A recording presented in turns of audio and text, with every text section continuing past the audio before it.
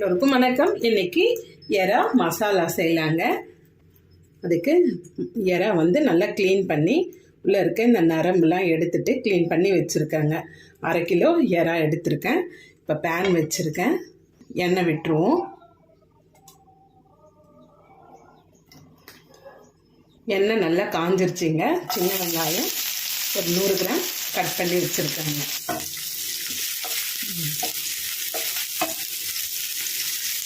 வெங்காயம் நல்லா கொஞ்சம் பாதி பொன்னிறமாக மாறிடுச்சுங்க. இப்போ 1 ஸ்பூனு இஞ்சி பூண்டு பேஸ்ட்டு சேர்த்துக்கலாங்க.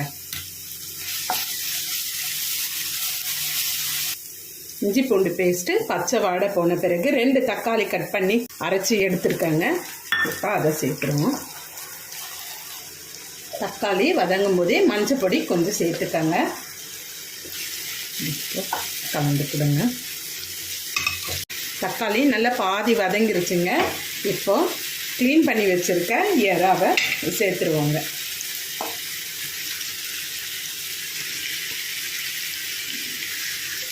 நல்லா கலரி கொடுங்க. இப்போ காரத்துக்கு மிளகாய்த்தூள் உப்பு எல்லாம் சேர்த்துருவோங்க. காஷ்மீரி சில்லி பவுடர் 1 ஸ்பூனுங்க. வீட்டில் அரைச்ச குழம்பு மிளகாய்த்தூள் கோபுரமாக 1 ஸ்பூன். தனியாத்தூள் 1 ஸ்பூனுங்க.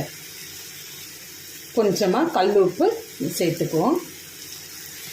இப்போ நல்லா கலந்து கொடுங்க. மசாலா எல்லா இடமும் படுற மாதிரி கலந்து கொடுத்து இப்போ மூடி போட்டு மூடிடுவாங்க. தண்ணியெலாம் ஊற்றக்கூடாது. இறாலையே தண்ணி விடும். இந்த தக்காளி இருக்கிற தண்ணியே போதுங்க இந்த மசாலாவுக்கு. ஒரு 10 நிமிஷம் கழித்து பார்ப்போம். இப்போ 10 நிமிஷம் ஆயிடுச்சுங்க. சிம்மிலேயே வச்சுருக்கேன்.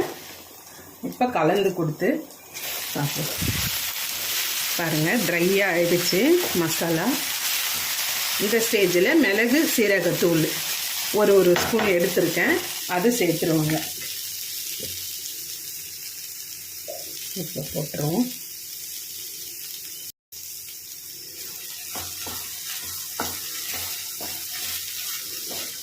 கலந்து கொடுத்து கறிவேப்பிலை கொத்தமல்லி தூவி இறக்கிடுவோங்க. கறிவேப்பிலை தூவிடுவோம். லாஸ்ட்டாக கறிவேப்பிலை கொத்தமல்லி போடும்போது நல்ல வாசமாக இருக்குங்க, மணமாக இருக்கும். இப்போ கேஸ் ஆஃப் பண்ணிடுவோங்க. கொத்தமல்லியை கொஞ்சம் தூவிடுவோம்.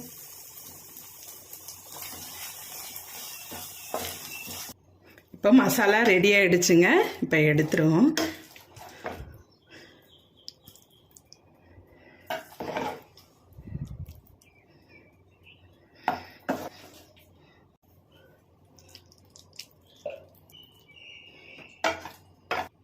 நீங்களும் இதே மாதிரி ட்ரை பண்ணி பாருங்கள். உங்களுக்கு இந்த வீடியோ பிடிச்சிருந்தா லைக் பண்ணுங்கள், ஷேர் பண்ணுங்கள், கமெண்ட் பண்ணுங்கள், மறக்காமல் சப்ஸ்கிரைப் பண்ணுங்கள். தேங்க்யூ.